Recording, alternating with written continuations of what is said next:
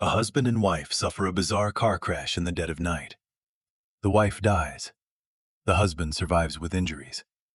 But the details don't add up. The husband was wrapped in a thick down jacket, clutching a cushion against his chest for protection. The wife? She was dressed in flimsy pajamas, seated in the most dangerous spot in the car. Even stranger, the crash site was just 1 kilometer away from the local funeral home.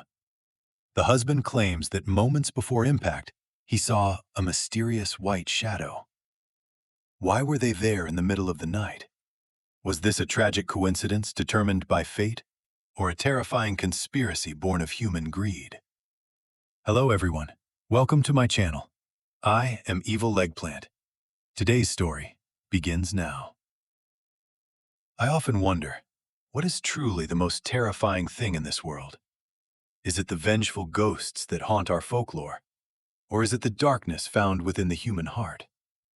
I hope that by the end of this video, you'll have an answer.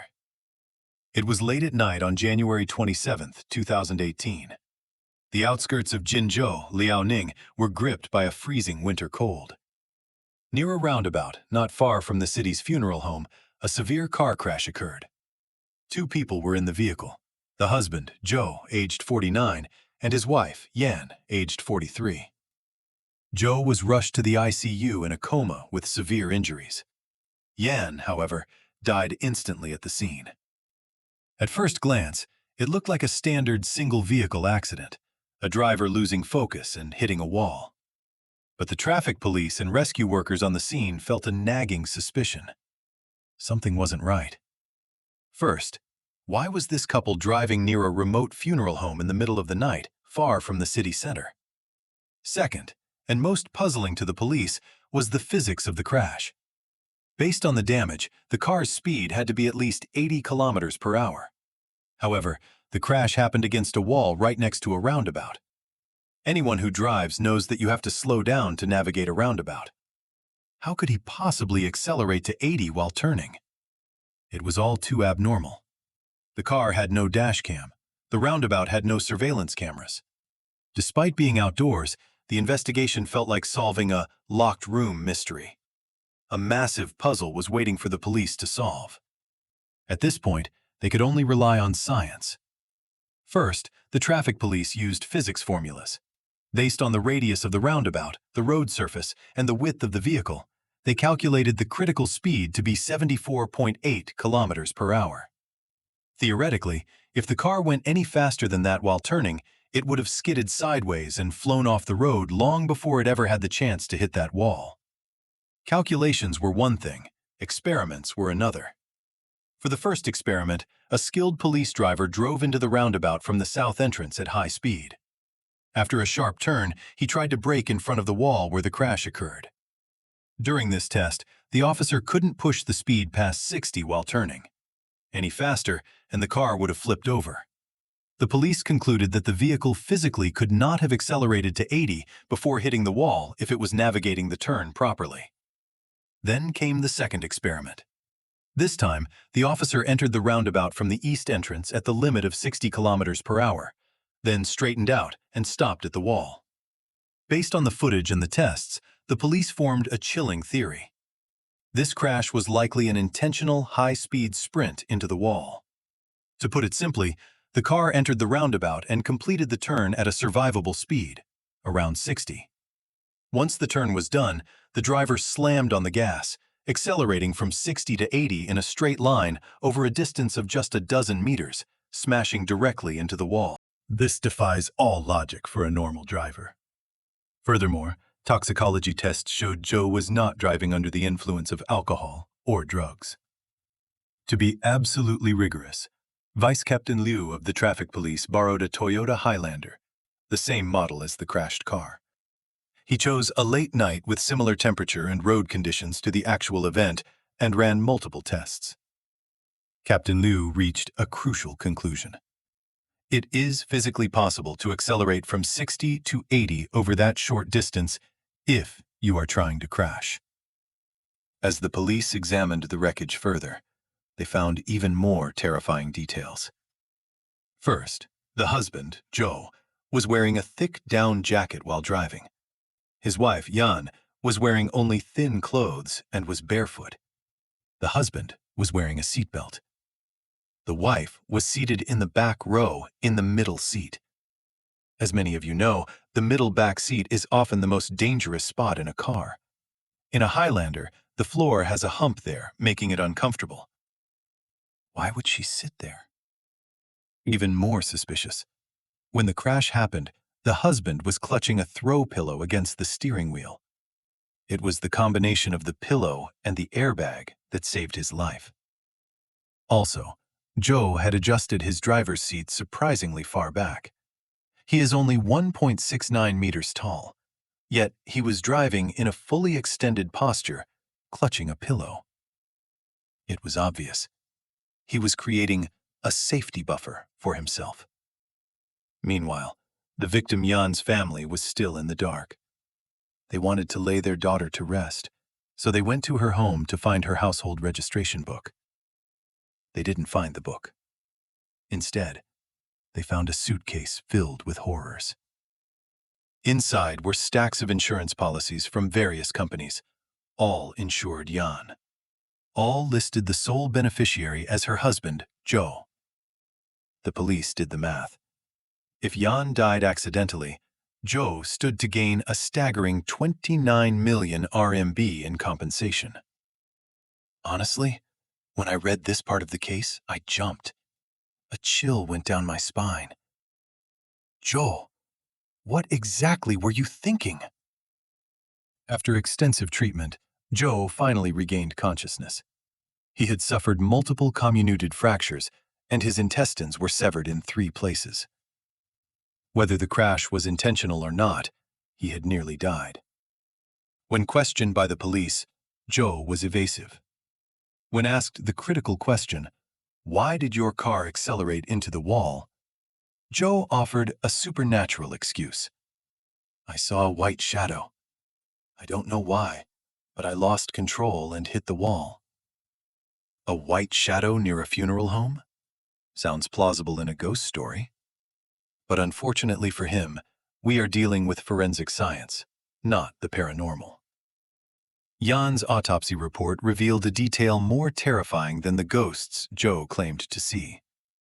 Jan had multiple fractures and severed bones, consistent with a traffic accident. However, the medical examiner noticed something strange. Jan had no defense injuries. Usually, when a person is in a car crash, even if they are asleep, the body reacts instinctively. You throw your hands up to protect yourself, leading to wrist or arm fractures. Jan had absolutely no such reflex injuries. The police formed a dark hypothesis. Was Jan already unconscious when the crash happened?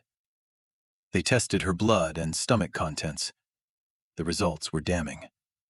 They found 2 neuroinhibiting drugs, carbamazepine and clozapine. Jan had epilepsy as a child, so carbamazepine might make sense. However, clozapine is the exact opposite. It can cause seizures. These 2 drugs should never be taken together. With all these terrifying clues combined, the picture became clear. The case was transferred from the Traffic Division to the Criminal Investigation Division. Most people don't know that modern cars have something similar to an airplane's black box. It's called the Airbag Control Module. It can't record video, but it can reconstruct the data from the seconds before the airbags deploy. The Liaoning police took the module to a research institute in Wuxi to decode it. The data revealed the truth of the final seconds. 4.2 seconds before impact, 3.2, 2.2, 1.2, 0.2. At the moment of impact, the speed had increased from 82 kilometers per artist to 88. The engine RPM screamed from 2,400 to 4,000. The driver never touched the brakes. He floored the gas. Logically, someone purely looking for money wouldn't risk their own life this recklessly. To gamble with death suggests a man who is cornered. Police investigated Joe's background. To outsiders, and even to his in-laws, He seemed wealthy. He had recently taken Yen on a 10-country tour of Europe. But digging deeper, police found Joe had an ex-wife and a daughter in private school. They found a stack of unsent letters Joe had written to his ex-wife. The content was bone-chilling. Ying, I'll say it again.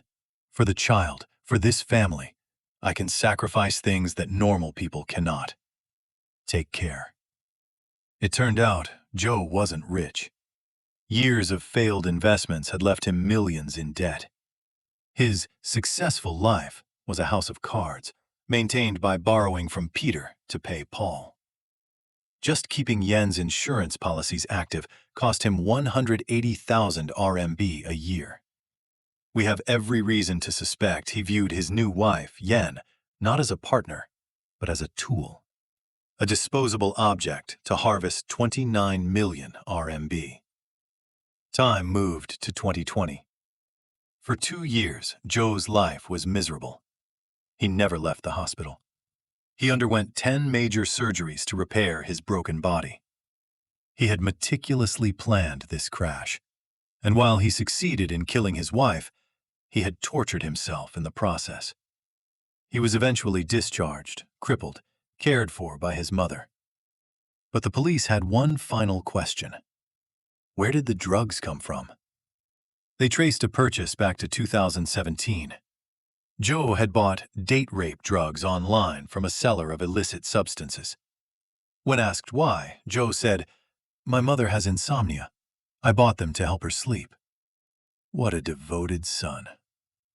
The police didn't buy it. Don't give us that nonsense. Your own sister works in a hospital.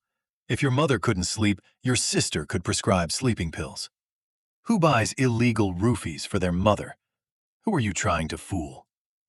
As the case neared its conclusion, Yen's family remembered something terrifying. A year before the fatal crash, in 2017, Joe had driven Yen into a utility pole. In that accident, both were in the front seats. The airbags saved them. Yen had been unconscious during that crash, too. Afterward, she thought she had suffered an epileptic seizure. But epilepsy usually causes incontinence, and she hadn't wet herself that day. Her family had been suspicious then, but said nothing. Now, looking at the 2017 medical records, police saw that doctors even then suspected a drug overdose. But since the injuries were minor, the couple left the next day, and it was forgotten. The police finally understood.